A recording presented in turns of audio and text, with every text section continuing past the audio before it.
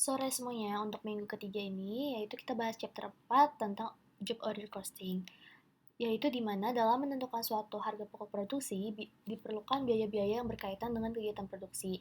Biaya yang terkait adalah biaya bahan baku langsung, biaya tenaga kerja langsung, dan biaya tidak langsung atau overhead. Biaya tidak langsung terdiri dari berbagai macam biaya, sehingga jika perhitungannya tidak akurat, maka harga pokok produksi pun tidak akan akurat. Agar perhitungannya biaya tidak langsung ini akurat, maka dibutuhkan sistem penentuan harga pokok, yaitu dengan metode harga pokok pesanan atau job order costing method dan metode harga pokok proses atau process costing method. Untuk job order costing itu adalah metode pengakumulasian biaya produksi untuk menentukan harga pokok produksi pada perusahaan atas dasar pesanan. Contoh usaha yang biasa dilakukan menggunakan metode job order costing itu seperti penjahit, barang percetakan, konstruksi bangunan, dan lainnya yang pada umumnya dapat dicirikan sebagai produk khusus atau custom dan produknya tidak diproduksikan secara massal. Jadi sesuai dengan pesanan ketika pelanggannya memesan. Kemudian di sini ada perbedaan antara job order costing dan proses costing. Untuk karakteristiknya, pertama itu jenis produk. Untuk job order costing, jenis produknya itu heterogen atau bervariasi. Sementara untuk proses costing cenderung homogen. Untuk karakteristik kedua yaitu produksi. Untuk job order costing sesuai dengan pesanan dan proses costing dilakukan secara terus-menerus pesanannya, produksinya. Lalu karakteristik yang ketiga yaitu dokumen akhir. Pada job order costing, yaitu dokumen akhirnya berupa job order cost sheet atau kartu pesanan, sementara untuk proses costing yaitu berdasarkan bentuknya cost of production report. Untuk karakteristik yang terakhir yaitu perhitungan unit cost. Untuk job order costing, total cost dibagi dengan unit produce, sementara untuk proses costing, total cost during period dibagi dengan equivalent unit. Lalu berikutnya di sini ada jurnal-jurnal terkait materi ini.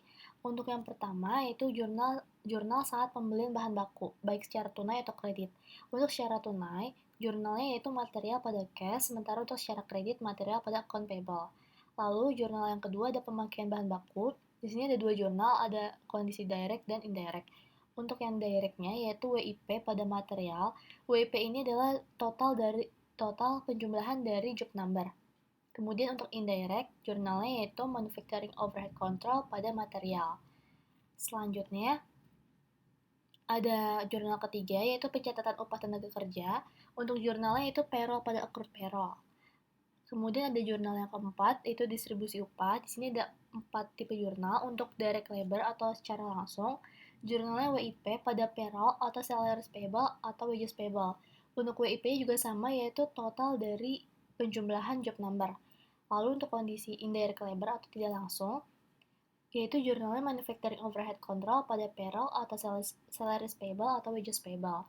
Yang ketiga ada apabila terjadi beban marketing. Jurnalnya yaitu Marketing Expense pada payroll atau salaries payable atau wages payable. Dan yang keempat ada apabila di mana terjadi beban administratif, yaitu jurnalnya Administrative Expense pada payroll atau salaries payable atau wages payable. Jurnal yang kelima yaitu biaya overhead control lainnya, yaitu jurnalnya Manufacturing Overhead Control pada Various of Credit. Untuk Various of Credit ini bisa bermacam-macam akun. Lalu jurnal yang keenam itu ada pembebanan FOH applied ke WIP, yaitu jurnalnya WIP pada Manufacturing Overhead Allocated. Untuk WIP-nya juga sama, yaitu penjumlahan total dari penjumlahan job number. Yang ketujuh ada jurnal transfer barang yang sudah jadi, yaitu jurnalnya Finished Good pada WIP. WIP-nya juga masih sama, total dari penjumlahan job number. Lalu yang kedelapan ada jurnal penjualan produk, baik secara tunai atau kredit.